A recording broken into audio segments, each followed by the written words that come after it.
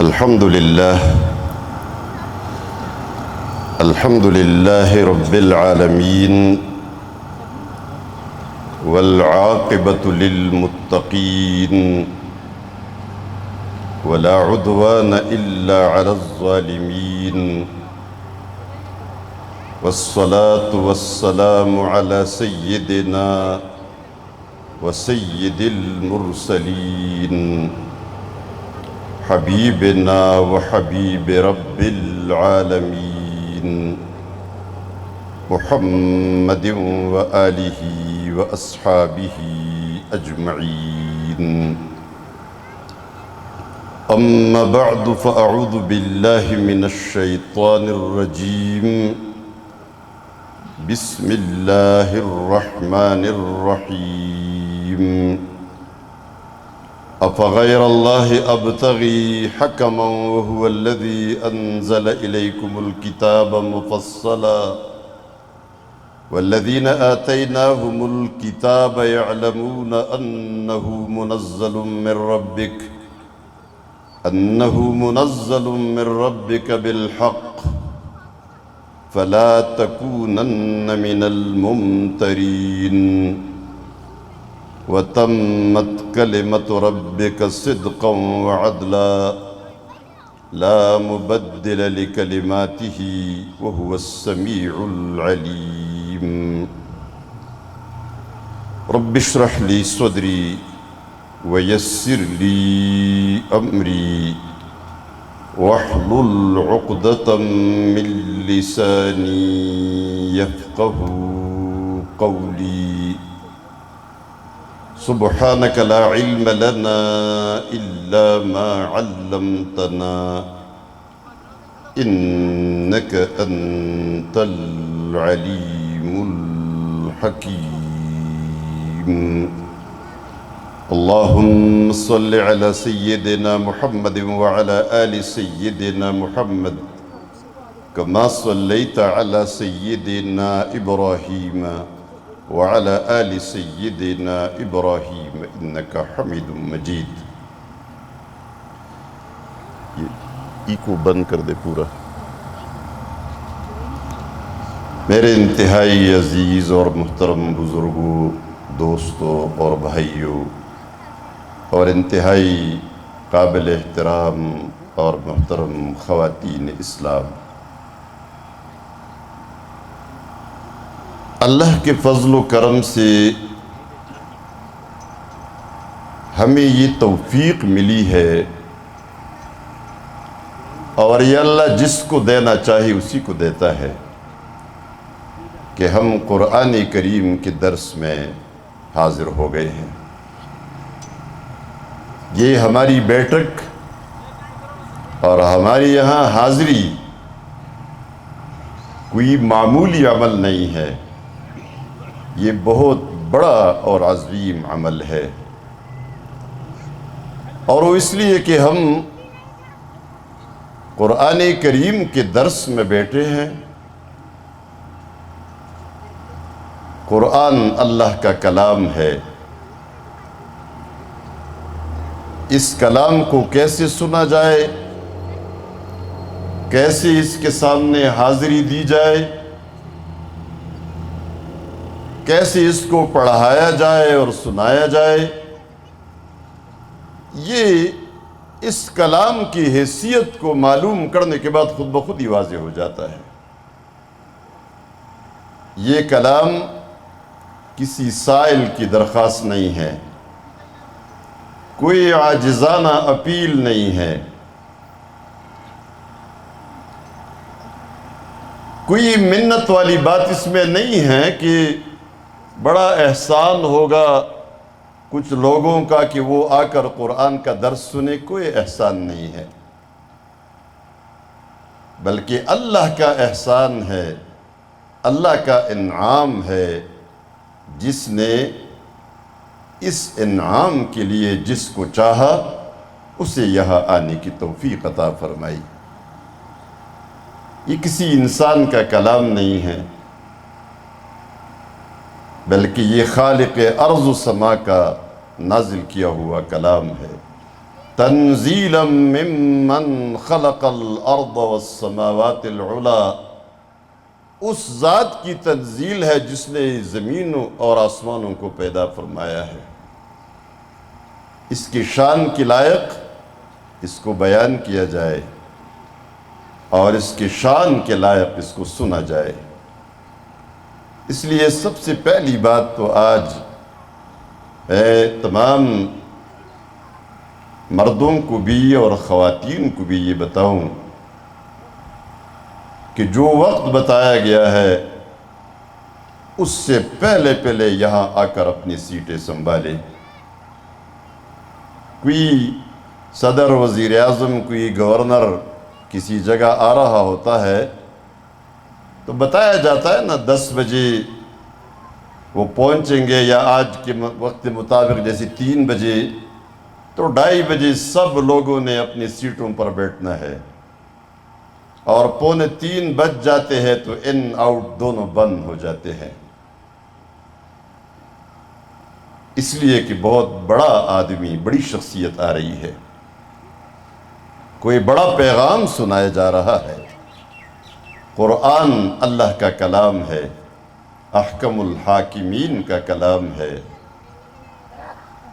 اس کے درس میں اور اسے سمجھنے کے لیے بر وقت آنا، خاموشی کے ساتھ اپنی سیٹوں پر بیٹھنا، اپنے آپ کو، اپنے بچوں کو، اپنے خواتین کو، اپنے بچیوں کو، سب کو حاضر کرنا، چھوٹے چھوٹے بچے بھی حاضر ہو جائے۔ چھوٹے بچے خالی الذہن ہوتے ہیں، وہ کچھ سیکھتے اور سمجھتے ہیں جو شاید بڑے نہ سمجھتے ہو۔ میری درخواست آج اس میں یہ بھی ہے کہ جو لوگ کھڑے ہیں، کسی شخص کو، کسی مرد کو، کسی خاتون کو کھڑے نہیں ہونا چاہیے۔ اگر کرسی اور دری پر جگہ نہ بھی ملے تو زمین پر بیٹھ جائے، توجہ کے ساتھ، بے فکر ہو کے، اپنے موبائل ٹیلی فون سارے بند کر کے، تمام دنیا کے غموں سے بے غم ہو کر، اطمینان اور تسلی کے ساتھ آپ قرآن کو سنیں۔ آپ کو قرآن کریم کی تسلی اور اس کی تسکین جو اللہ کا وعدہ ہے آپ محسوس کر لیں گے۔ نبی کریم صلی اللہ علیہ وآلہ وسلم نے فرمایا، ایک لمبی حدیث ہے، اس کا ایک ٹکڑا ہے، فرمایا وَمَجْتَمَعَ قَوْمٌ فِي بَيْتٍ مِّن بُيُوتِ اللَّهِ يَتْلُونَ كِتَابَ اللَّهِ وَيَتَدَارَسُونَهُ بَيْنَهُمْ إِلَّا نَزَلَتْ عَلَيْهِمُ السَّكِينَةُ وَغَشِيَتْهُمُ الرَّحْمَةُ وَحَفَّتْهُمُ الْمَلَائِكَةُ وَذَكَرَهُمُ اللَّهُ فِي مَنْ عِنْدَهُ وَمَنْ بَطَّأَ بِهِ عَمَلُهُ لَمْ يُسْرِعْ بِهِ نَسَبُهُ۔ ایک چھوٹی سی حدیث کا ہے، حدیث کا بڑی حدیث کا ایک چھوٹا سا ٹکڑا ہے، لیکن بڑا عجیب مضمون بیان کیا ہے۔ فرمایا، اور نہیں جمع ہوتی کوئی قوم اللہ کے گھروں میں سے کسی گھر میں، یہ ڈسٹربنس والی چیزیں یہاں ہٹا دے، یہ شادی کی مجلس نہیں ہے، یہ بڑا پرسکون مجلس ہوتا ہے، ان چیزوں کو یہاں نہ رہنے دے۔ جی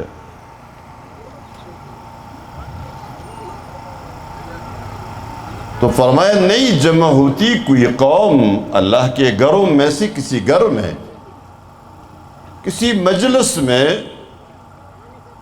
ایک قوم جمع نہیں ہوتی جو اللہ کے کلام کو پڑھے، اس کے درس و تدریس میں مشغول ہو، مگر اللہ کی طرف سے ان پر سکینت اور اطمینان نازل ہوتا ہے، سکون جس کی دنیا اس کی تلاش میں ہے۔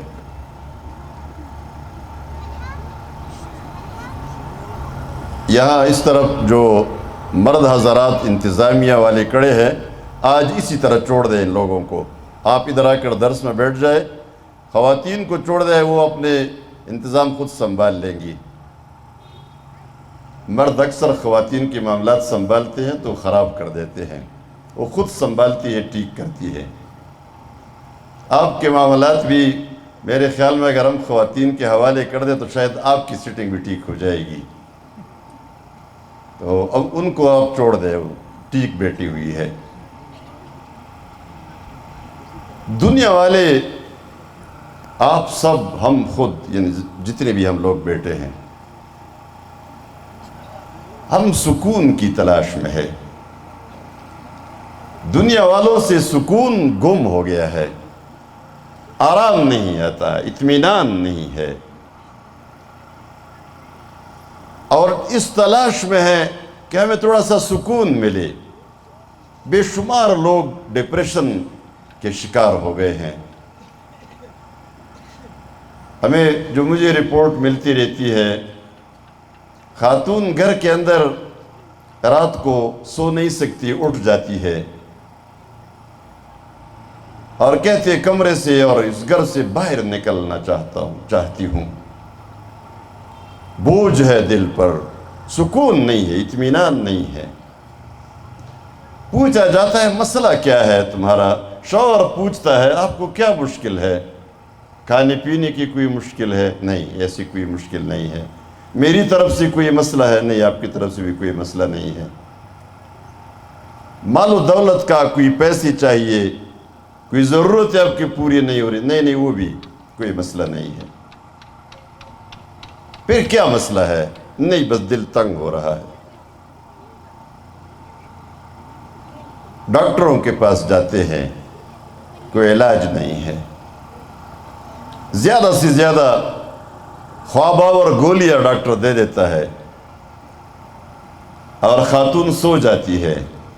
اٹھ جاتی ہے، پھر پریشان ہوتی ہے، اور سوتے سوتے چہرہ جسم پھول جاتا ہے، آنکھیں سرخ ہو جاتی ہے، صحت خراب ہو جاتی ہے، لیکن سکون نہیں آتا. مردوں نے بھی سکون تلاش کرنے کی کوشش کی تو مال و دولت کے پیچھے لگ گئے. خواتین کو بھی اسی میں لگا دیا. تم بھی مردوں کے شانہ بشانہ، یہ جو لعنتی قسم کا نعرہ لگایا گیا، مردوں کے شانہ بشانہ، اللہ نے تو مردوں کے شانہ بشانہ ان کو نہیں لگایا، ان کو گھر میں بٹھایا. آرام سے بیٹھ جاؤ. مرد کام کرے گا، مرد مزدوری کرے، نوکری کرے، مرد کمائے گا، لا کے خواتین کی ضرورتیں پوری کرے گا. انہوں نے شانہ بشانہ کا نعرہ لگا کر خواتین کو ذلیل کیا. ان کو بازاروں میں اور دفتروں میں نوکریاں ڈھونڈنے کے لیے فوٹو اسٹیٹ لائف جو مردوں کا ہوتا ہے، لڑکے جب فارغ ہو جاتے ہیں فائلیں بنا کر اور آج کل ای میل اور واٹس ایپ استعمال کر کے اپنی سی وی بیچ دیتے ہیں، ادھر ادھر پریشان حال ہوتے ہیں. مغرب کی عورت اسی طرح پریشان ہے جیسے مرد پریشان ہوتا ہے. اسی طرح ماری ماری پھر رہی ہوتی ہے کہ اپنے لیے خود جاب ڈھونڈو، خود نوکری کرو، خود کماؤ اور اس کو کھاؤ. اسلام میں تو اللہ نے عورت کو کمانے کی ڈیوٹی نہیں دی ہے، یہ مرد کی ڈیوٹی ہے. وہی کمائے گا، وہی لا کے کھلائے گا، وہی ضرورتیں پوری کرے گا. وہاں سے انہوں نے نعرہ لگایا، ہم نے بھی ہاں میں ہاں ملایا. اپنے دین کا پتہ نہیں تھا، حقوق کا پتہ نہیں تھا، ذمہ داریوں کا پتہ نہیں تھا، اور مردوں کو پتہ تھا بھی تو انہوں نے بھی خواتین کو اپنے شانہ بشانہ کا نعرہ لگا کر تم بھی مزدوری کرو، تم بھی جا کے ڈیوٹیاں کرو، تم بچوں کو بھی سنبھالو، گھریلو کام کاج بھی کرو، اور تم جا کے نوکریاں بھی کرو. اور یہ مرض ایسے چڑھ گیا خواتین کو بھی، کہتے مجھے نوکری چاہیے. جہاں جہاں خواتین کو ضرورت پڑتی ہے معلمہ بننا ضروری ہے، بچوں کو پڑھانا چاہیے. بچوں کے اسکول میں خاتون ہی نے پڑھانا ہے، وہاں خاتون کو درخواست کی گئی ہے. وہاں خاتون کا احسان تسلیم کیا ہے اللہ نے اور اللہ کے رسول نے. یہ اس امت پر احسان کر رہی ہے، اور اس کی کمائی وہ اس کی اپنی ہے، اس میں مرد کا کوئی حصہ نہیں ہے. وہ خرچ کرتی ہے تو مرد کو احسان مند ہونا چاہیے. لیکن یہ جو ہمارے معاشرے نے خواتین کو ذمہ داریاں دی، حقوق کے نام پر ذمہ داریاں دے دی، اور بیچاریوں کو پریشان کر دیا، اپنے اصل کام سے نکال کے ایسے کاموں پہ لگا دیا کہ ان کا سکون برباد کر دیا. تو خواتین بھی سکون کی تلاش میں ہوتی ہے، پیسے زیادہ ہونے چاہیے، گھر بڑا ہونا چاہیے۔ یہ جو بڑی عمر کے لوگ ہیں، میری عمر کے لوگ ہیں یا خواتین بڑی عمر کی ہے، ان کو پتہ ہوتا ہے، ان کو اچھی طرح یاد ہوگا۔ ہماری نئی نسل کو یہ بات یاد نہیں ہے، معلوم نہیں ہے کہ کتنے چھوٹے گھر میں کتنے فیملیز اکٹھے رہ کر گزارا کرتے تھے، بھائی سب ایک گھر میں رہتے تھے۔ آج بھائی تو دور کی بات ہے، بیٹا اپنے باپ کے ساتھ نہیں رہنا چاہتا۔ بڑا گھر چاہیے، 5 مرلے میں نہیں، 10 میں بھی نہیں، کنال میں بھی نہیں، 2 کنال اور پتہ نہیں کتنے بڑے بڑے مکانات بنائیں گے بھی، تو آپ نے تو اس کے اندر ایک ہی چارپائی میں سونا ہے۔ وہ چارپائی وہی چیپٹ کی چارپائی ہے، وہ آپ کنال بنگلے میں رکھ کے سوئے اور 5 مرلے مکان میں رکھ کے سوئے، کچے مکان میں وہ چارپائی ڈال کے سو جائے اور اوپر سونا اور چاندی اور ہیرے جواہرات لگے اس میں سو جائے، اس سے تو کوئی فرق نہیں پڑتا۔ فرق تو یہ ہے کہ آپ کو نیند آ رہی ہے یا نہیں آ رہی۔ سکون برباد ہو گیا ہے، نہ مرد کو سکون ہے نہ خاتون کو سکون ہے۔ مال و دولت میں ہم نے ڈھونڈا، نہیں ملا۔ منصبوں اور عہدوں میں ہم نے سکون کو ڈھونڈا، منصب بھی مل گئے، بڑے بڑے عہدے بھی مل گئے۔ خاتون نے کہا میرا شوہر ترقی پائے اور میں خود ترقی کروں، خاتون بھی پروفیسر بن گئی اور مرد بھی پروفیسر بن گیا اور اس سے آگے بہت چلا گیا، لیکن سکون تو برباد ہو گیا، نہیں ملا۔ ہم نے کہا آزادی چاہیے، مردوں نے بھی نعرہ لگایا آزادی چاہیے۔ آزادی کہاں سے چاہیے تھی ان کو؟ باقی تو ساری آزادیاں ملی ہوئی تھی، اللہ اور اللہ کے رسول سے آزادی چاہیے تھی، اللہ کی دین سے آزادی چاہیے تھی۔ عورتوں نے بھی نعرہ لگایا ہمیں آزادی چاہیے، پردے سے آزادی، برقع کو پھینکا، چادر کو پھینک دیا، دوپٹہ بھی پھینک دیا، ہمیں آزادی چاہیے، ہمیں سکون ملے گا۔ لیکن یہ سب کچھ کیا تب بھی سکون نہیں ملا۔ آپ یقین کریں، سب سے بڑھ کر دنیا کی سہولتیں، دنیا کی نعمتیں، میں نے جتنی مغربی دنیا دیکھی ہے یہ پورا، تو میں نے جاپان دیکھا ہے کہ بہت زیادہ سہولتیں اس نے اپنے قوم کو دی ہے۔ میں خود جاپان میں، پوری جاپان میں گھوما پھرا ہوں، دعوتی دورے میں نے کیے ہیں، پچھلے سال بھی میں گیا تھا۔ مال و دولت، خوشی کا سامان، سیر و تفریح کا سامان، کھانے پینے کی سہولتیں، قوانین، یہ سب کچھ، ہمیں ادھر خوشی ہوتی ہے، بڑا عجیب محسوس ہوتا ہے۔ اور آزادی، اتنی آزادی، لباس کی آزادی، کوئی شرط نہیں ہے، جو آپ کی مرضی ہے۔ بدکاری اور بد اخلاقی کی آزادی قابل بیان نہیں کر سکتا میں۔ کم از کم یہاں خواتین، ہماری مائیں اور بہنیں اور بیٹیاں بیٹھی ہوئی ہیں، نہیں وہ الفاظ نہیں آدمی ادا کر سکتا جو آزادیاں ادھر ہے۔ لیکن اس کے باوجود 1 سال کے اندر 30,000 بچوں اور بچیوں نے خودکشیاں کی ہے، اپنے آپ کو خود قتل کیا ہے۔ 30,000 لوگ 1 سال کے اندر، حتیٰ کہ مجھے وہاں ساتھیوں نے بتایا کہ یہاں پولیس نے یہ اعلان کیا ہے حکومت کی طرف سے کہ جو شخص خودکشی کرنا چاہے وہ ایک خاص سینٹر بنایا ہے کہ وہاں آ جائے اور سرکاری سرپرستی میں، پولیس کی نگرانی میں، وہ ہمارے سامنے اس مشین کے اندر اپنے آپ کو ڈال دیں، ٹکڑے ٹکڑے ہو جائے گا۔ پولیس کا جو 30,000 جو کرمنل برانچ ہوتا ہے اور جو انویسٹیگیشن وہ کرتا ہے، اس کے لیے 30,000 کیسز کی انویسٹیگیشن کرنا بہت بڑا مسئلہ ہے۔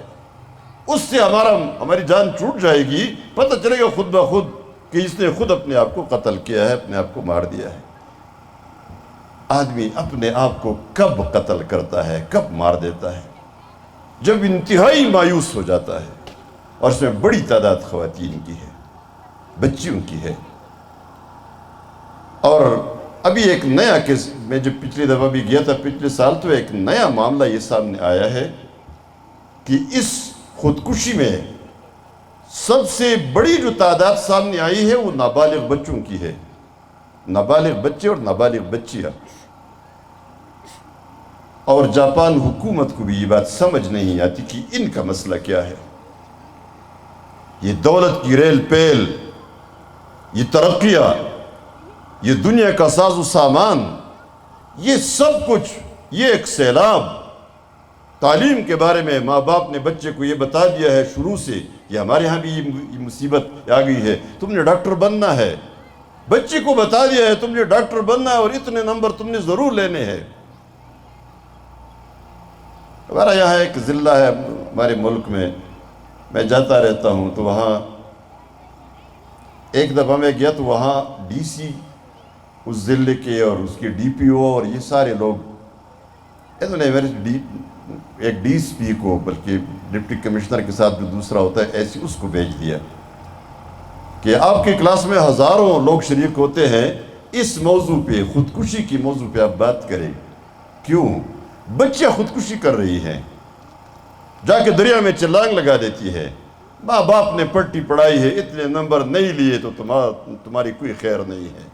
رزلٹ کے دن خودکشیوں کی مقدار اتنی بڑھ جاتی ہے کہ جب اتنے نمبر نہیں، گھر نہیں آ سکتی بچی، جا کے چھلانگ لگا دیتی ہے۔ تو ان آزادیوں میں بھی تو سکون نہیں ملا، جاپان والوں کو نہیں ملا، برطانیہ والوں کو سکون نہیں ملا، ہمیں کیسی سکون ملے گا؟ نہیں۔ اصل مسئلہ کیا ہے؟ وہ سکون ادھر ہے نہیں، جس میں ہم ڈھونڈ رہے اس میں نہیں ہے، سکون تو کسی اور جگہ پڑا ہوا ہے۔ الذین آمنوا وتطمئن قلوبهم بذکر اللہ، الا بذکر اللہ تطمئن القلوب۔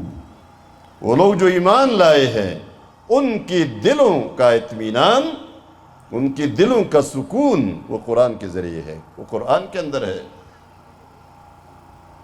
اور پھر اللہ نے فرمایا خبردار خبردار، سنو اچھی طرح غور سے سنو، اللہ کی یاد سے، اللہ کے ذکر سے، یہ قرآن کا نام ہے ذکر، اس میں دلوں کا اطمینان موجود ہے، دلوں کا سکون اسی میں ہے، آپ کے پاس نہیں ہے۔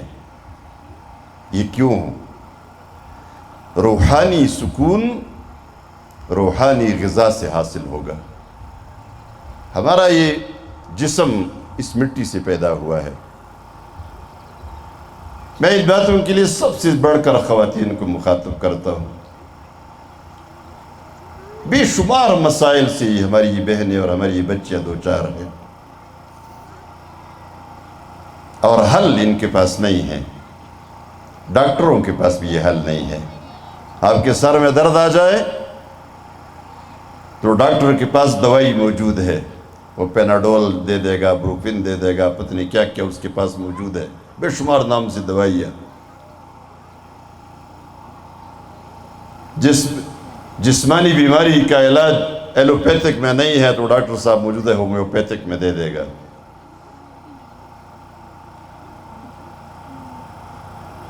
جسم مٹی سے پیدا ہوا ہے، اس مٹی میں اس کا رزق بھی ہے، اس مٹی سے اس جسم کا علاج بھی ہے۔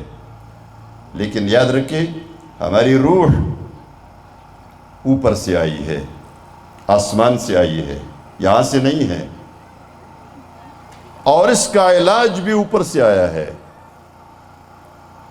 سب مرد و خواتین اچھی طرح یاد رکھیں، اس کا علاج، اس کی غذا، کھانا پینا وہ زمین میں نہیں ہے، اور وہ غذا جو آسمان سے آئی ہے وہ قرآن ہے۔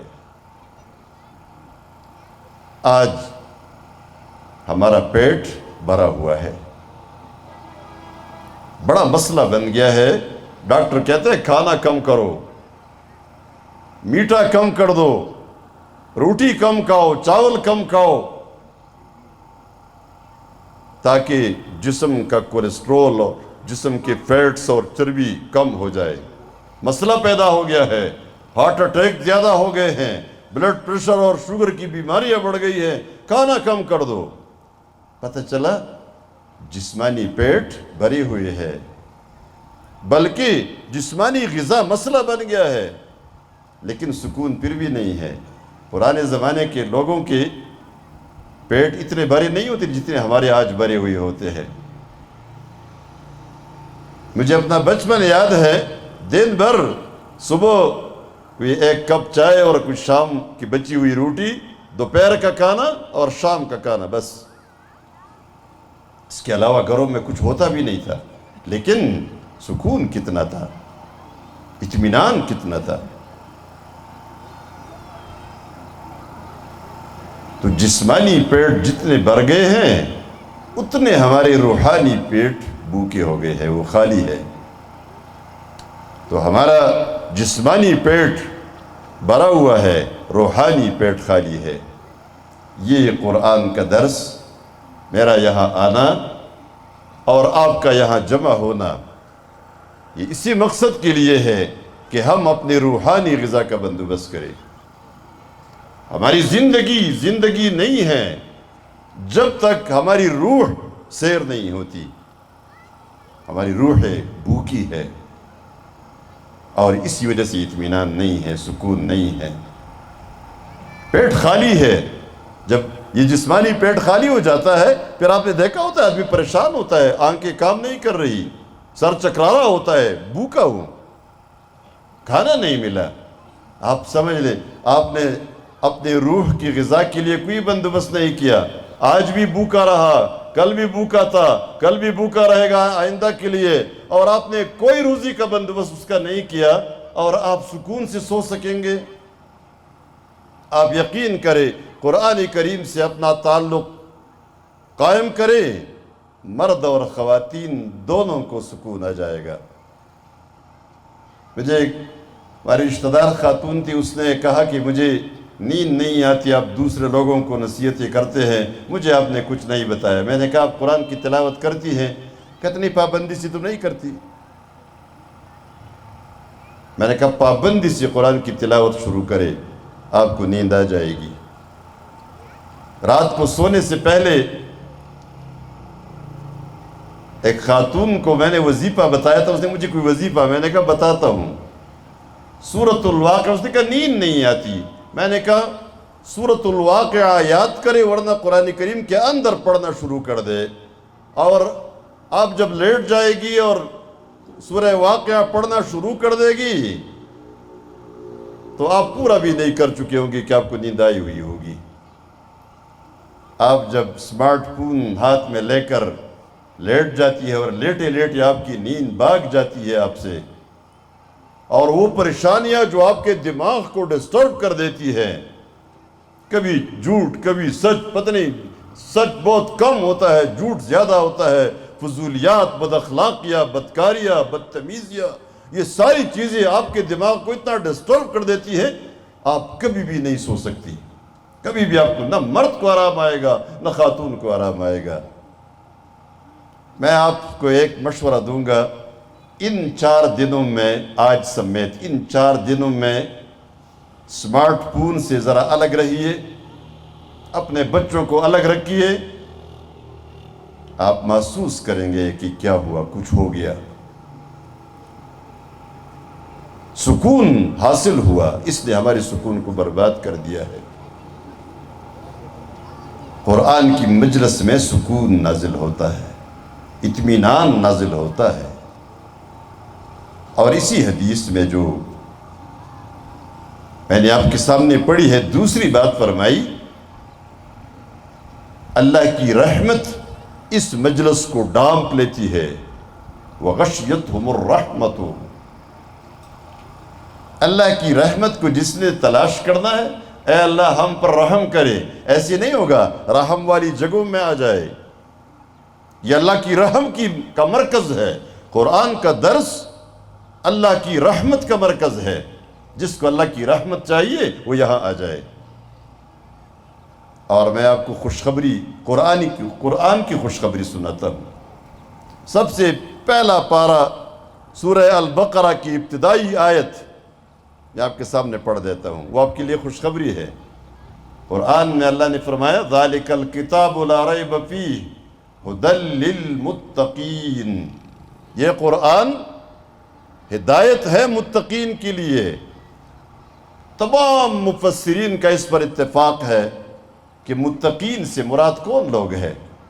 ہم جو علماء جانتے ہیں، طلبہ جو قرآن کو پڑھتے ہیں، وہ اس سوال کو بھی جانتے ہیں کہ سوال آتا ہے کہ جب وہ لوگ متقی بن گئے تو پھر ہدایت کی کیا ضرورت ہے؟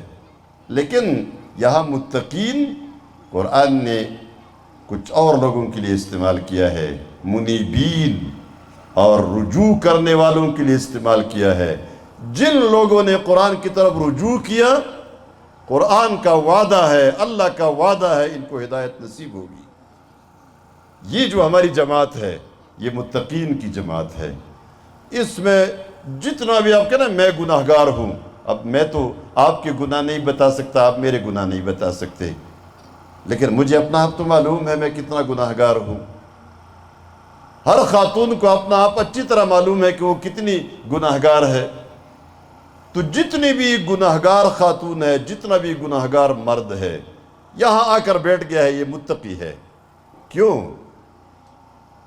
اس نے رجوع کر لیا ہے اللہ کی کتاب کی طرف، یہ اللہ کی کتاب کے سامنے بیٹھ گیا ہے، یہ قرآن کے سامنے بیٹھ گیا ہے، اور جو قرآن کے سامنے بیٹھے گا قرآن اس کو متقی کا نام دیتا ہے، یہ متقی ہے۔ الحمدللہ ہم سب اسی جماعت میں بیٹھے ہیں جس جماعت کو اللہ تبارک و تعالیٰ متقین کے نام سے پکارتا ہے۔ جو خواتین یہاں تشریف لائی ہے، بچیاں آئی ہے، بچے آئے ہیں، آپ نے کبھی بچوں کو اور بچیوں کو اتنا پرسکون دیکھا ہے؟ کبھی استاذ کے کلاس روم میں جب استاد کے ہاتھ میں ڈنڈا بھی ہوتا ہے، سزا کا خوف بھی ہوتا ہے، اس کے باوجود کبھی بچوں کو یا بچیوں کو، میرے سامنے بچیاں بھی یہاں بیٹھی ہوئی ہے، چھوٹی بچیاں، کبھی اتنے سکون کے ساتھ آپ نے نہیں دیکھا ہوگا کسی کلاس کو، 25-30 بچوں اور بچیوں کی کلاس کو اتنا پرسکون نہیں دیکھا ہوگا۔ آج میرے خیال میں سینکڑوں بچے اور سینکڑوں بچیاں یہاں بیٹھی ہوئی ہے، کتنا سکون ہے۔ اس سے بڑھ کر سکون ہمیں ملے گا اگر ہم نے قرآن کے ساتھ اپنا رشتہ جوڑ لیا۔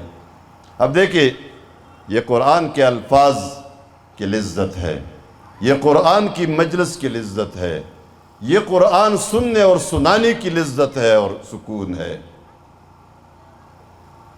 لیکن اصل بات میں آپ کو بتا دوں، نبی کریم صلی اللہ علیہ وسلم نے بتایا اس حدیث میں کہ اس مجلس پر سکون نازل ہوتا ہے، اللہ کی رحمت ڈانپ لیتی ہے اس مجلس کو، فرشتے جمع ہو جاتے ہیں۔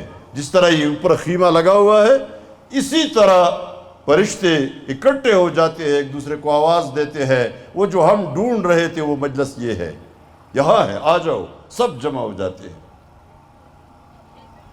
لیکن ان تمام فضائل کے ساتھ آپ بات اچھی طرح سن لیجئے، فرمایا یاد رکھو وَمَن بَطَّأَ بِهِ عَمَلُهُ لَمْ يُسْرِعْ بِهِ نَسَبُهُ، جس کو اس کے عمل نے پیچھے کیا اس کا نسب اس کو آگے نہیں کر سکتا۔ کیا معلوم ہوا؟ یہ قرآن عمل کے لیے آیا ہے، یہ اس کی برکات، اس کی تلاوت کا اجر، آپ جتنے بھی اس کی تلاوت کریں گے اجر ملے گا، اس میں شک نہیں ہے۔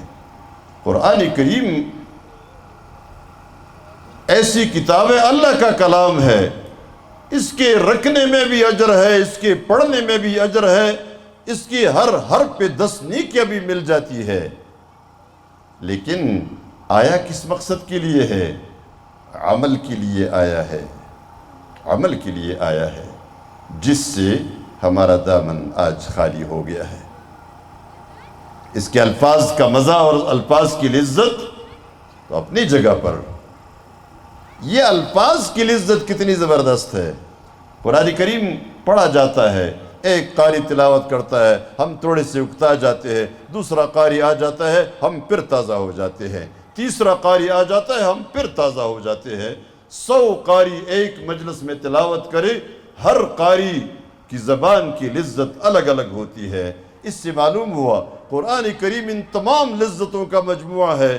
ایک قاری کی بس کی بات ہی نہیں ہے کہ وہ پوری لذت اس سے لے لے، نہیں لے سکتا. اب آپ دیکھیں، اگر ہمارے گھر اس قرآن کی معنی کی مصداق بن گئی، ہمارا جسم اگر قرآن کی معنی کا مصداق بن گیا، معنی کا مصداق بننے کا مطلب یہ ہے کہ میرے جسم میں اگر قرآن آ گیا، میری زبان نے قرآن کے مطابق باتیں شروع کی، میرے کانوں نے قرآن کا حکم مانا، جو سننا قرآن نے لازم کیا تھا اس کو سنا، جو منع کیا تھا اس کو نہیں سنا، میری آنکھوں نے قرآن کو تسلیم کیا، جہاں دیکھنے سے قرآن نے منع کیا ہے وہاں منع ہو جاؤں، اور جہاں دیکھنے کا حکم دیا ہے وہاں دیکھوں. جن جن باتوں سے روکا ہے میری زبان اس سے رک جائے، اور جن باتوں کا حکم دیا ہے میری زبان وہی باتیں کہے. میری ٹانگیں اس طرف جائے جہاں قرآن حکم دیتا ہے، وہاں سے رک جائے جہاں قرآن نے جانا منع کیا ہے. میرے ہاتھ کو قرآن نے جو حکم دیا ہے یہ اس کے مصداق بن جائے. یہ سارا جسم، میرا دل اور میرا پورا جسم، میرا پیٹ، میرے پیٹ کے اندر وہ چیز جائے جو اللہ کو پسند ہے، حلال جائے اور حرام سے بچ جائے. زندگی کا سکون تب آئے گا جب میرا جسم قرآن کی معنی کا مصداق بن جائے گا. اب آپ دیکھیں اور غور کریں، یہ ہمارے 4 دن میرا اتنا دور سے سفر ویسے نہیں ہے. اس کو ہم نے کوئی ثمرہ اور بنانا ہوگا، کوئی نتیجہ نکالنا ہوگا کہ کیا میرا جسم قرآن کا تابع ہے؟ کیا میری آنکھیں قرآن کی تابع ہے؟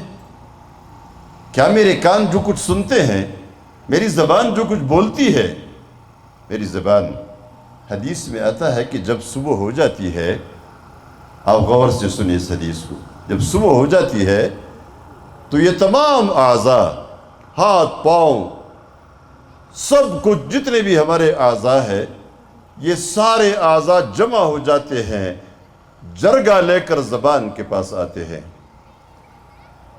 ہم کہتے ہیں نا، ہمارے ہم کہتے ہیں جولی پلا کر درخواست کرتے ہیں، اللہ کی خاطر ہم پر رحم کرو اور اپنے اوپر بھی رحم کرو. تم کنٹرول میں رہی، ہم سب بچ جائیں گے اور تو بھی بچ جائے گی، اور کنٹرول میں نہ رہی تو بھی تباہ ہو جاؤ گے اور ہمیں بھی تباہ کر دو گے. کیا ہماری زبان قرآن کی تابع ہے؟ ہماری نیکیوں کو برباد نہیں کرتی ہماری زبان؟ ہم غیبت کرتے ہیں، ہم چغلی کھاتے ہیں، ہم گالیاں دیتے ہیں، ہم جھوٹ بولتے ہیں، ہم الزامات لگاتے ہیں، برا بھلا کہتے ہیں، بے عزتی کرتے ہیں، لوگوں کی عزتوں کو تار تار کر دیتے ہیں زبان کے ذریعے.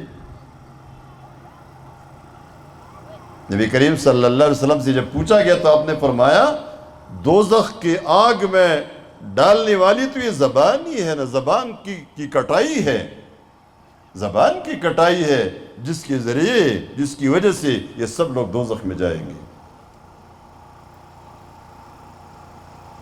اس لیے ہم آج یہ غور کریں کہ کیا ہماری زبان، سب کی، مردوں کی بھی خواتین کی بھی، کیا واقعی قرآن کی تابع ہے؟ آپ کو معلوم ہے زبان جتنی کٹائی کرتی ہے، قیامت کے دن کیا ہوگا؟ نبی کریم صلی اللہ علیہ وسلم نے فرمایا، پوچھا آپ لوگ مفلس کو جانتے ہیں؟ مفلس ہم دیوالیہ کہہ سکتے ہیں،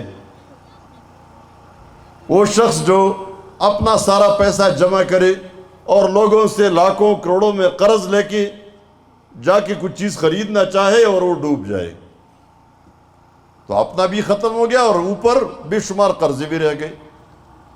ہم کہتے ہیں یہ شخص دیوالیہ ہو گیا.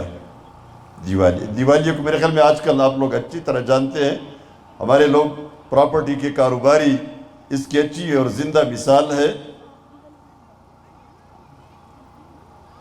اور یہ اپنی تفصیل ہے جس کی ضرورت نہیں ہے، لیکن دیوالیہ کو اچھی طرح جانتے ہیں. فرمایا آپ دیوالیہ کو جانتے ہیں کون ہوتا ہے؟ صحابہ نے کہا کہ اے اللہ کے رسول، ہم تو دیوالیہ اس شخص کو کہتے ہیں جس کے پاس درہم اور دینار نہ ہو، مال و دولت نہ ہو، تو غریب ہے، فقیر مسکین ہے۔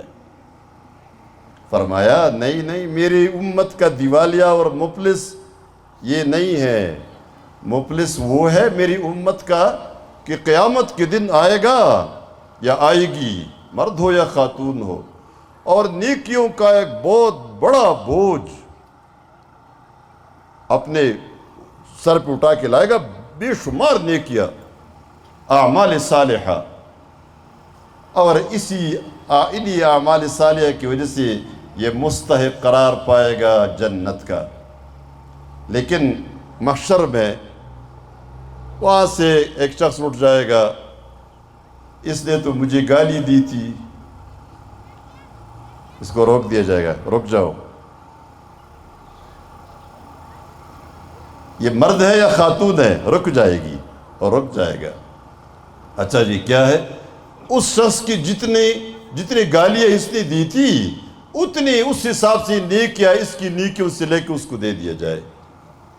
دوسرا کڑا ہو جائے گا، میری غیبت کی تھی، سارا ریکارڈ تو سامنے ہوگا نا، اچھا اس کے مطابق نیکیاں اس کو دے دی جائے۔ خاتون اٹھ گئی، اس نے میری بے عزتی کی تھی، مجھ پہ الزام لگایا تھا، غلط الزام لگایا تھا، یہ کیا یہ سر، اچھا اس کو دے دیا جائے، جتنے اس کے مطابق نیکیاں ہے اس کو اس عورت کو دے دی جائے، مرد کو عورت کو، یہ سب کچھ شروع ہو جائے گا، اس کا یہ پورا بار خالی ہو جائے گا، ایک نیکی نہیں بچے گی۔ لوگ کڑے ہو گئے ادھر ادھر، گالیاں، غیبت، مارنا، الزامات لگانا، یہ سارا جو لوگوں کی عزتوں پر حملہ کیا تھا اس نے دنیا میں،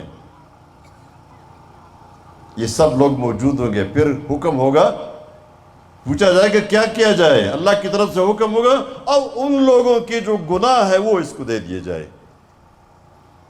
اور یہ سارے لوگ جب ختم ہو جائیں گے تو گناہوں کا ایک بھاری بوجھ اٹھا کے اس کے ساتھ دوزخ میں چلا جائے گا۔ فرمایا میری امت کا مفلس یہ ہے۔ کیا آپ نے اور ہم نے یہ مفلس بننا ہے؟ اپنی زبانوں کو کنٹرول میں رکھیں۔ غیبت میں بڑا مزہ آ رہا ہوتا ہے۔ پرانے زمانے میں یہ بات مشہور تھی ہمارے علاقوں میں، یہاں پتہ نہیں کیسے ہے، خواتین بیٹھی ہوئی ہے کہ خواتین غیبت زیادہ کرتی ہے، خواتین الزامات زیادہ لگاتی ہے، لیکن ہم نے دیکھا تو پتہ چلا کہ یہ کام تو مرد زیادہ کرتے ہیں، خواتین تو زیادہ نہیں، موقع ہی نہیں ملتا ان کو۔ اب آج 1-1.5 گھنٹے کے لیے یہاں اس مجلس میں آئی ہے تو مجلس ختم ہو جائے گی اور جلدی جلدی گھر پہنچے گی۔ یہاں ہم نے پابندیاں لگائی ہیں نا، بات نہ کرے، لیکن ہم پابندیاں نہ بھی لگائے، قرآن کلاس میں کبھی خواتین باتیں نہیں کرتی، خاموش بیٹھی ہوتی ہے۔ تو یہ موقع تو مردوں کو زیادہ ملتا ہے، مسجد میں بھی یہ غیبت میں لگے ہوتے ہیں، جھوٹ میں، الزامات میں، گھروں میں بھی، حجروں میں بھی، بازاروں میں بھی، لیکن کیا کرتے ہیں؟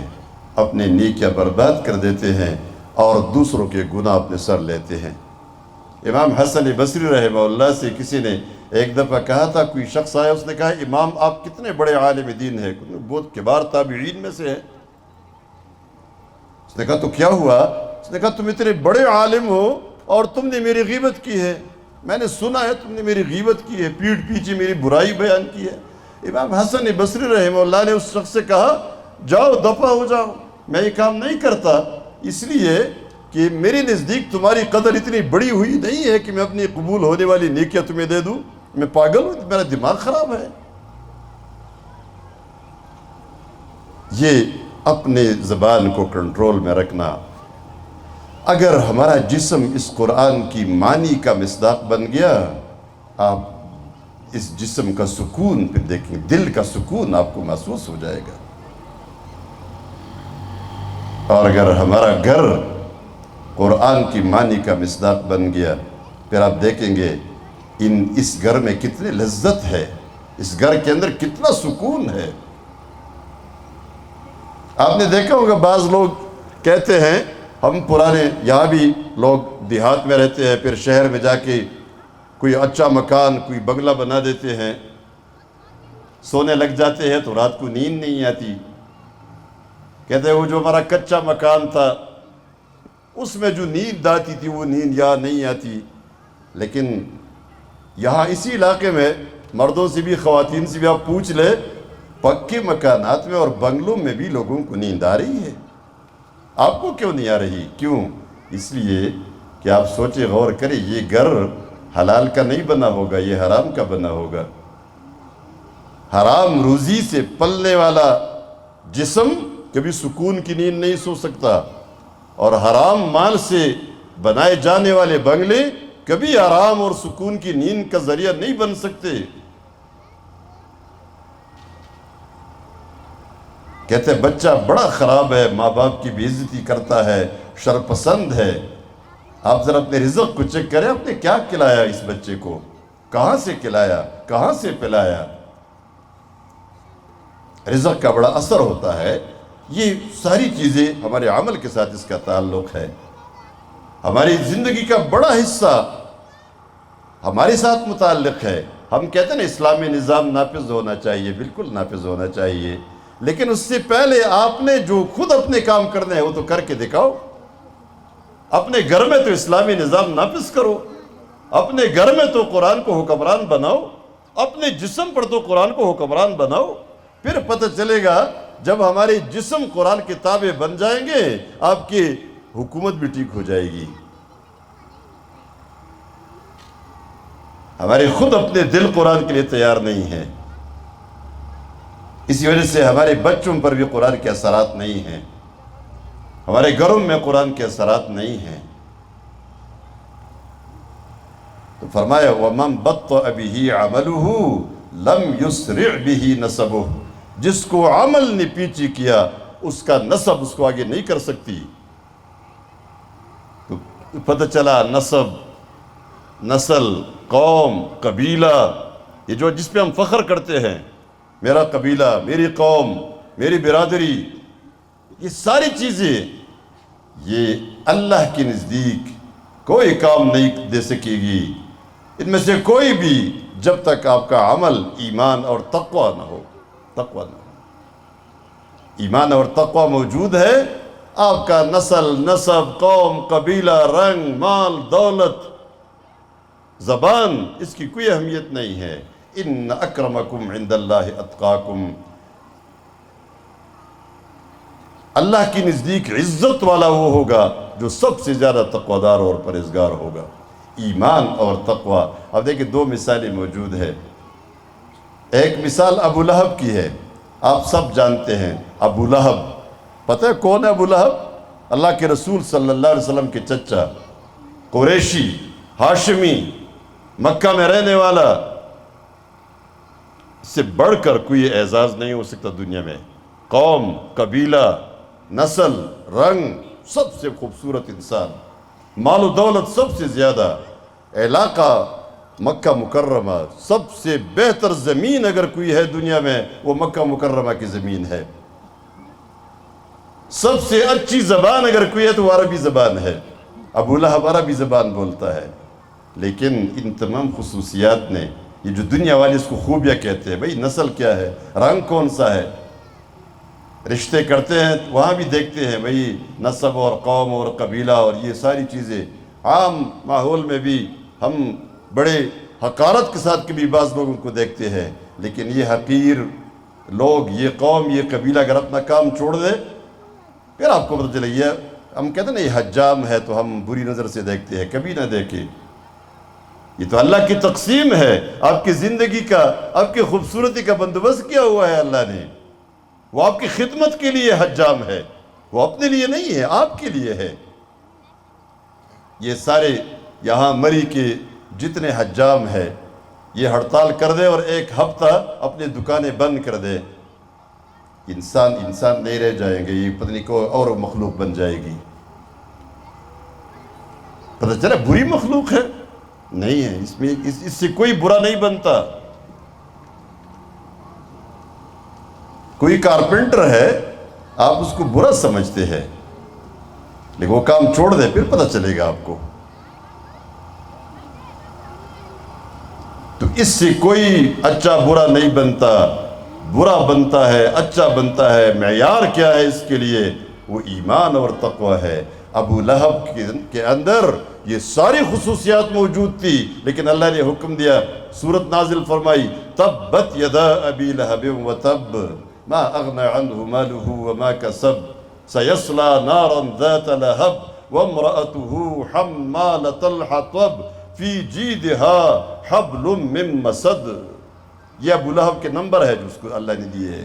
تباہی اور بربادی کا اعلان فرمایا، آخرت میں دوزخ کا اعلان فرمایا اس کے لیے، لیکن دوسری طرف حضرت بلال حبشی رضی اللہ تعالیٰ عنہ ہے، نہ اس کے پاس مال ہے نہ رنگ ہے، حبشی تھے، کالے رنگ کے تھے، گنگریالے بال تھے،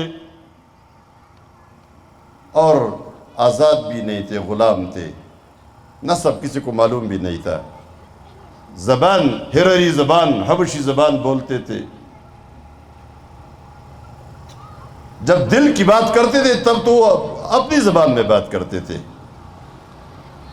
عربی زبان اس کی نہیں تھی، حبشی زبان۔ اس سب کچھ کے باوجود ایک مرتبہ نبی کریم صلی اللہ علیہ وسلم نے حضرت بلال رضی اللہ عنہ سے فرمایا، بلال آپ کون سا عمل کرتے ہیں، وہ عمل ذرا بتا دے۔ بلال حیران ہوگی کہ کیوں؟ فرمایا اس لیے کہ جب مجھے معراج کی رات اللہ تبارک و تعالیٰ جنت میں لے گیا تو میں اپنے سے آگے، جب میں جنت کے اندر جا رہا تھا تو اپنے سے آگے آگے تیرے جوتوں کی آوازیں سن رہا تھا۔ بلال جنتی ہے اور ابو لہب جہنمی ہے۔ ایمان اور عمل صالح، ان اکرمکم عند اللہ اتقاکم۔ یہ ہمارے قرآن کا درس، یہ آج کی مجلس اور یہ جو 3 درس ہمارے اور رہتے ہیں، اسی مقصد کے لیے ہے، ہم اپنی حقیقت کو ذرا جان لیں، اپنی حقیقت کو پہچان لیں۔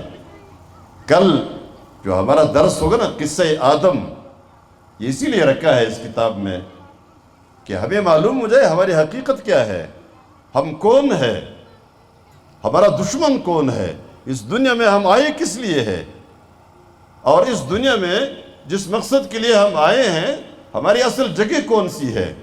وہ جنت ہے۔ جنت سے محروم کرنے کے لیے جو دشمن ہمارے پیچھے لگا ہوا ہے وہ کون ہے؟ یہ ہمارا سبق ہے کل کا انشاءاللہ، اور یہ اسی لیے ہے کہ ہم قرآن کے ساتھ جڑ جائے۔ یہ 1.5 گھنٹے کا وقت جو آپ کو دیا گیا ہے، یہ 1.5 گھنٹہ نہیں ہے، در حقیقت قیامت کے دن انشاءاللہ پتہ چلے گا۔ اللہ سے ہم یہی تمنا کرتے ہیں، یہی دعا کرتے ہیں کہ قرآن کلاس والے یہ مرد و خواتین سب اسی طرح جنت میں بھی اکٹھے ہو جائے، اور یہ اللہ کی رحمت سے دور نہیں، یہ وہ جگہ ہیں جہاں سے وہاں کی کامیابی ممکن ہے۔ میں بھی اسی تمنا میں یہ سفر کرتا ہوں، پورے ملک میں جہاں جہاں قرآن کا درس ہوتا ہے اسی کے لیے جاتا ہوں کہ یہ منصب اور یہ مقام جو اللہ قرآن کی وجہ سے دیتا ہے وہ ہم سب کو حاصل ہو۔ قرآن کلاس کی شاگرد مجھے اسی لیے پسند ہوتے ہیں، اللہ تبارک و تعالیٰ نے ان لوگوں کو اپنے قرآن سننے کے لیے پسند فرمایا ہے۔ آپ میں سے ہر شخص، ہر چھوٹا بڑا، ہر خاتون، چھوٹی ہو بڑی ہو، اپنی قسمت پہ ناز کر سکتی ہے، فخر کر سکتی ہے۔ کتنے ہزاروں عورتیں ہمارے آس پاس گھروں میں بیٹھی ہے، میں خواتین نے بڑی منتی بھی کی ہوگی، وہ خاتون نہیں آئی ہوگی، کیوں؟ وہ نہیں کہہ سکتی کہ میں نہیں جانا چاہتی، اس نے کہا ہوگا نا میں نہیں جانا چاہتی، لیکن ایسی بات نہیں ہے میں نہیں جانا چاہتی۔ مرد نے کہا میں نہیں جاتا آپ کے پروگرام میں، آپ کے درس میں نہیں جاتا، کہہ تو دیا اس نے، لیکن یہ بات ایسی نہیں ہے۔ یہ قرآن کا درس ہے، یہ اللہ کا کلام ہے، اس میں ہر کوئی نہیں آ سکتا۔ آپ کو اللہ نے اجازت نہیں دی ہے، آپ پر یہ مہربانی پتہ نہیں کس گناہ میں اللہ نے آپ کو اس اجر سے محروم کر دیا ہے۔ ان کو بھی رونا چاہیے اپنی قسمت پر، اور ہمیں بھی ان پر رونا چاہیے اور اپنی قسمت پہ فخر کرنا چاہیے۔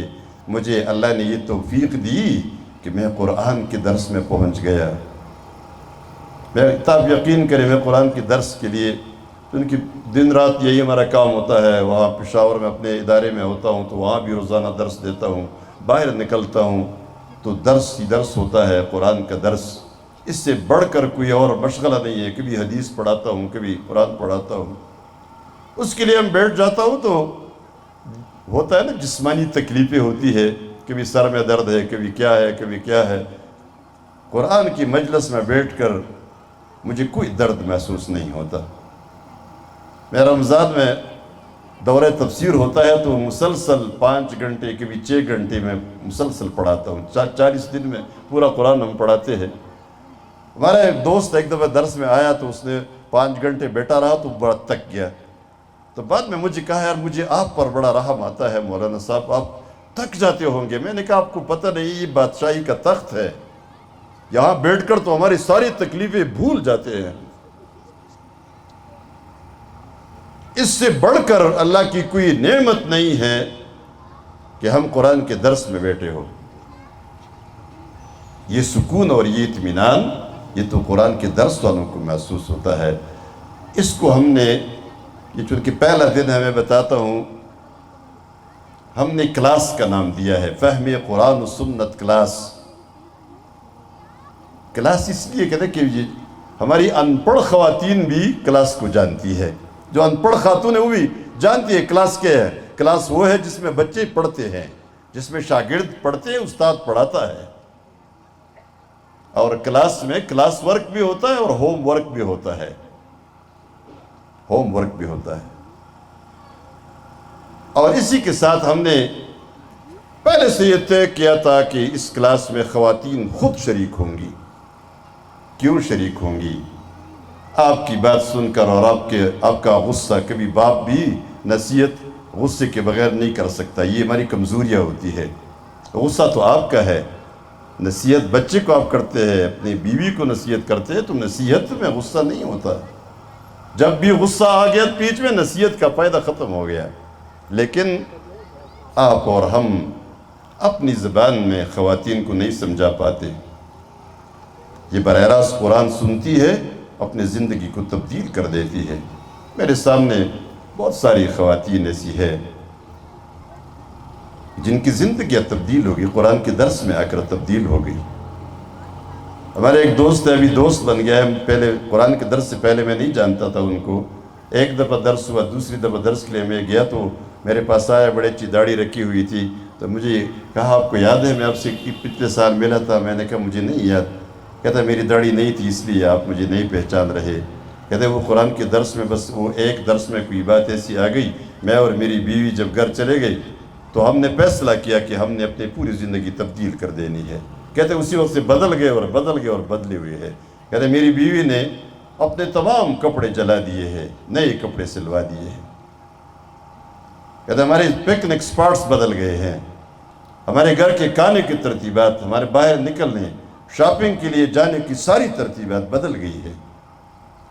میں نے کہا کیسے بس پتہ نہیں کیا ہوا، وہ قرآن کریم کے درس میں آ گئے اور پتہ نہیں کون سا جملہ، کون سی آیت، کون سی حدیث ہمیں سمجھ ہی نہیں آیا، لیکن ہم گھر چلے گئے تو گھر جاتے جاتے ہم تبدیل ہو چکے تھے۔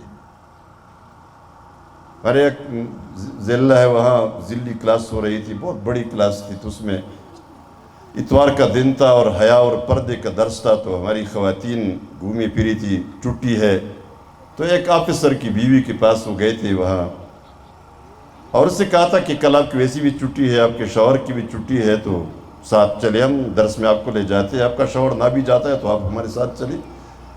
تو اس نے اپنے شوہر سے کہا تھا کہ خواتین آئی تھی اور ہمارا جو ان کے تعلق ہے تو مروت میں بھی اب ضروری ہے، تو اتوار کے دن دونوں قرآن کے درس کے لیے آئے اور حیا اور پردے کے موضوع پر سورہ النور کی آیات کا درس ہوا۔ بعد میں ہمیں پتہ اس لیے معلوم ہو گیا کہ ساتھیوں نے بتایا کہ یہ وہ آفیسر ہے، آیا ہوا ہے، اور اس کی بیوی پنڈال سے، جو خواتین کا پنڈال ہے، اسے نکل نہیں رہی۔ تو انہیں پوچھا کیوں نہیں نکلتی؟ بیٹے کو بھیجا، چھوٹا بچہ ساتھ کہ جاؤ ماں کو بولو چلتے ہیں۔ اس نے کہا نہیں میں تو نہیں جاؤں گی۔ کیسے نہیں جاؤ گے؟ چونکہ بغیر پردے کی آئی تھی، جیسے ہوتی ہے بعض خواتین وہ پردہ نہیں کرتی، اور میں اکثر یہ یہ جو مرد ہوتے ہیں نا دیندار قسم کے مرد، وہ ان خواتین کے بارے میں جو پردہ نہیں کرتی ان کے بارے میں برا گمان کرتے ہیں، لیکن ایسا نہیں ہے۔ پردہ نہ کرنا ایک غلطی ہے۔ خواتین اپنی بہنوں سے بھی کہتا ہوں جو با پردہ ہوتی ہیں، آپ بے پردہ خواتین کو برا نہ کہیں، ان کی یہ غلطی ہے۔ ضروری نہیں وہ جو آپ سمجھتی ہے وہ یہ نہیں، ایسا نہیں ہوتا۔ وہ بھی ایسی آئی تھی، بس دوپٹہ وغیرہ جو کہ وہ نہیں تھا۔ شوہر نے کہا کہ مسئلہ کیا ہے، نکل کیوں نہیں رہی؟ اس نے کہا میرا خیال یہ تھا کہ یہ جو پردے کی بات ہے، یہ جو دوپٹہ چادر برقع وغیرہ جو یہ حجاب والا جو قانون ہے، یہ ان مولویوں نے ہمارے لیے کچھ بنایا ہے اور ان کی ہمارے ساتھ کوئی دشمنی ہے، اور میں سمجھتی تھی سب سے بڑا دشمن جو ہمارا ہے وہ یہ جو مولوی صاحب ہے یہی ہے۔ یہ تو آج مجھے پتہ چلا کہ یہ تو میرے رب کا حکم ہے۔ اس نے کہا میں تو کوئی کافر تو نہیں ہوں، میں تو مسلمان ہوں، میں تو اللہ پر ایمان لائی ہوں، اور میں اپنے رب کے حکم کو نہیں مانوں گی، یہ کیا بات ہوئی؟ یہ غلط فہمی میرے آج دور ہو گئی ہے، اس لیے آپ جائے میرے لیے اچھا برقع خرید کے لے آئے، تب نکلوں گی۔ صبح سویرے ہمارے یہاں یہ کلاسز صبح سویرے ہوتی ہے، نماز فجر کے بعد ہوتی ہے، تو اس نے کہا آپ جب پردہ کرنا چاہتی ہے تو مجھے تو یہی پسند ہے، لیکن دکانیں کھل جائیں گی، چلتے ہیں ابھی۔ اس نے کہا نہیں، جب دکانیں کھل جائے تو آپ میرے لیے برقع خرید کے لے آئے، تب یہاں سے نکلوں گی۔ وجہ ہے پڑوسی جو گراؤنڈ کے پاس ایک پڑوسی تھا، وہ جلدی چلا گیا اپنے گھر سے، اپنی بیوی کا برقع لے آیا، وہ پہن کر وہاں سے نکلی، بے پردہ آئی تھی، با پردہ واپس چلی گئی۔ اس لیے میں اکثر اپنے خواتین بہنوں سے کہتا ہوں کہ اب اس قرآن کلاس کے لیے لوگوں کو بلانا ہے تو ضروری نہیں کہ آپ نیک خواتین کے پیچھے جائے اور با پردہ خواتین کے پیچھے جائے، وہ تو ویسے ہی اس درس میں نہ بھی آئے تو وہ پردہ کر رہی ہے، وہ ٹھیک ہے، اس نے اپنا بندوبست کر لیا ہے۔ ان خواتین کے پیچھے آپ لوگ گھومے پھرے جائیں، ان کو دعوت دیں جو پردہ نہیں کرتی، جو آپ کے نزدیک سب سے زیادہ گناہگار ہے۔ مردوں میں بھی آپ ان مردوں کے پیچھے جائے۔ اکثر ہمارے مرد جو کہتے ہیں نا دعوت دی ہے، لوگوں کو دعوت دیتے ہیں تو یہی کہتے ہیں فلان تو بہت خراب آدمی ہے، چھوڑے اس کو۔ نہیں، اس خراب کو لے آئے، ٹھیک کیسے ہوگا؟ قرآن سنے گا تو ٹھیک ہو جائے گا نا۔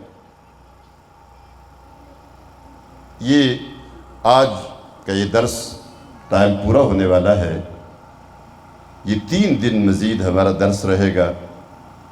یہاں کے اوسیہ کے جماعت اسلامی کی جو کارکنان ہے، جو ذمہ داران ہے، یہاں کا امیر ہے، میں شکر گزار بھی ہوں اور میں بہت خوش بھی ہو گیا ہوں کہ انہوں نے وہاں کی دینی جماعت ہونے کا ایک ثبوت فراہم کیا ہے۔ قرآن کے لیے لوگوں کو جمع کرنا یہ معمولی اعزاز نہیں ہے، یہ بہت بڑا اعزاز ہے جس کو یہ ملا۔ جن کارکنان نے خدمت کی ہے، جنہوں نے محنت کی ہے، آپ سب کو انہوں نے جمع کیا۔ دعوت نامہ پہنچا کسی کو زبانی دعوت پہنچی، کسی نے اعلان سنا، کسی نے پوسٹر دیکھا، یہ کام ان کارکنان نے کیا تھا۔ آج کے بعد یہ بقیہ 3 دن آپ سب مرد و خواتین، میں اپنی بہنوں سے اور بچیوں سے بھی کہتا ہوں اور مردوں سے بھی کہ آپ سب اس قرآن کلاس کے کارکن ہیں، خادم قرآن، آپ قرآن کے خادم ہیں اور عورتیں بھی خادم ہیں۔ اب آپ اس کو قبول کرتے ہیں کہ آپ قرآن کے کارکن ہیں، اس کلاس کے ان 3 دنوں کے کارکن ہیں یا نہیں ہیں؟ ہاتھ اٹھائے، سب ہاتھ اٹھائے۔ ماشاءاللہ، بہت زبردست۔ اب کارکن کا کام یہ ہوگا کہ کل آپ نے آج جو کام پہلے ہوا ہے وہ تو ہوا ہے، اب ان کارکنان کا کام ہے آپ کے لیے کرسیاں بچھانا، دریا بچھانا، یہ انتظامات کرنا، لوگوں کو دعوت دینا اب آپ کا کام ہے۔ خواتین کو لائے، مردوں کو لائے، چھوٹے بچے اپنے بچوں کو، اسکول کے طلباء کو، طالبات کو، بچیوں کو وہ ساتھ لے آئے، اپنے دوستوں کو ساتھ لے آئے۔